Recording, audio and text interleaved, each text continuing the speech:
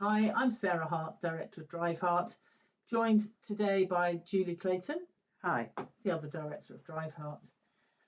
Talking today about the DVSA Part 2 test for PDIs, which is a test of your driving ability.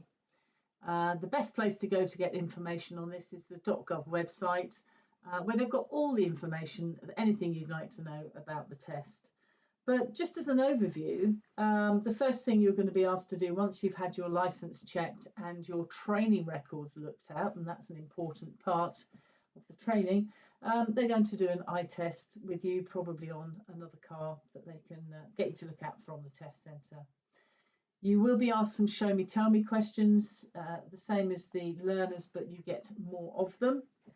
And then throughout the test, you're going to be doing some basic driving, which we're going to talk about in a minute. You will get some manoeuvres. You'll get 2 manoeuvres as opposed to the 1 that the learners get. And again, you will get some independent driving. So that would be either sat-nav or signs.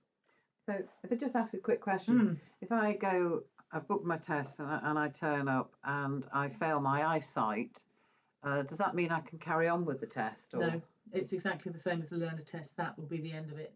And that will count as one of my 3 attempts at yes, this test? It will. Yes. Okay.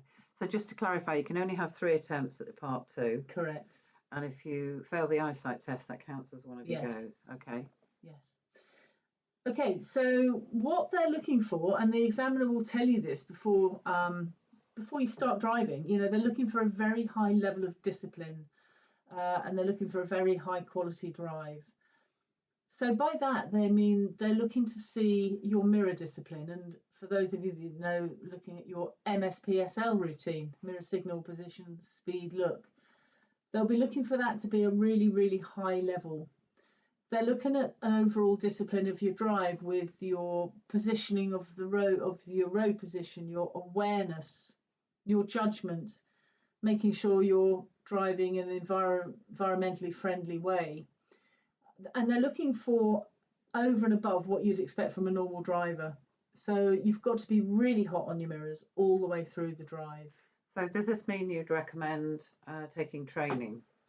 Absolutely. Yeah, training is essential.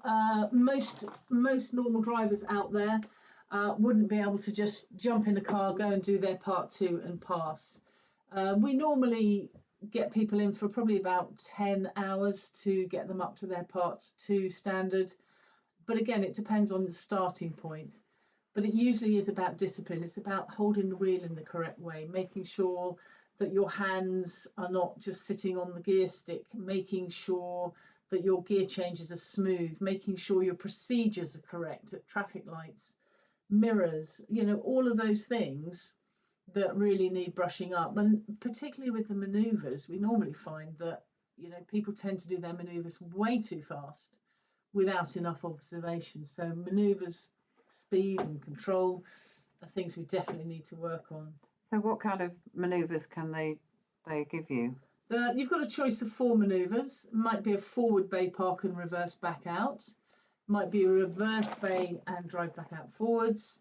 Might be a parallel park, or it might be a pull up on the right hand side of the road and reverse back 2 car lengths. So you'd recommend that a driving instructor actually checks you out on those manoeuvres before you go to test? I absolutely would, yes.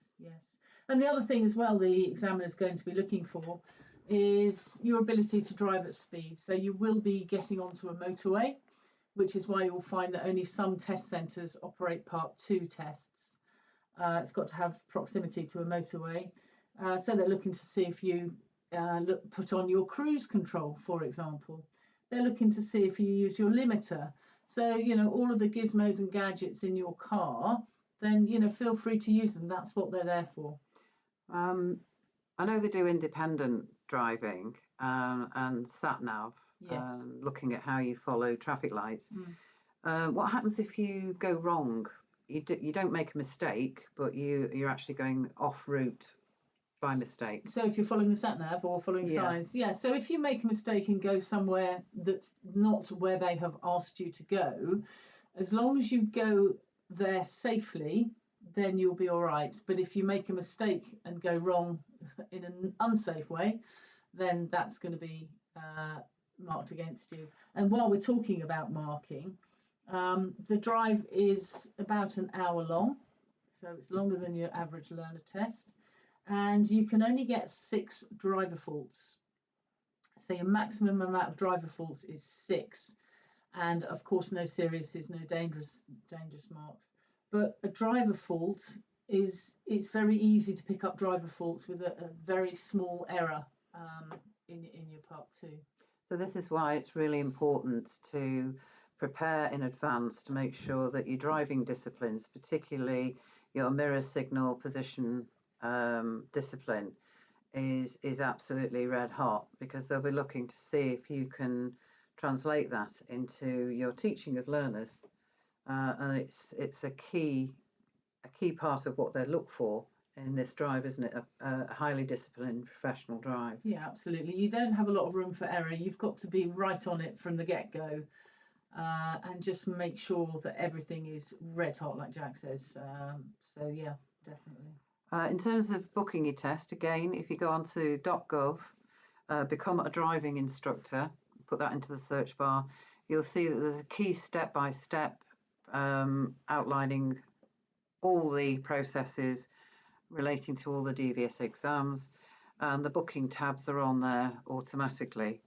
To take your part 2, you'll need your UK driving licence number, obviously you've been registered, a credit and debit card, and your personal reference number from the DVSA. It's £111, is it? Yeah, it's currently 111. Yeah. And you need, what we should say as well, you have to have passed your part 1 before you can even book your part 2. So just to confirm, you're allowed 3 attempts at your part 2, and the actual test itself requires you to have a car which is roadworthy. You don't have to have dual controls in the car. That's the question we've been asked a couple of times. But the car does have to be clean, tidy and roadworthy, and insured for the purpose. That's basically your preparation for your part 2. Any key tips, Sarah? Yeah, again, if you've had your training with a trainer, then they should have provided you with some training records, because the examiners, after they've checked your license before you set off, they will want to have a look at your training records. So it's not a good idea to turn up without them, because that's not a good start to your test.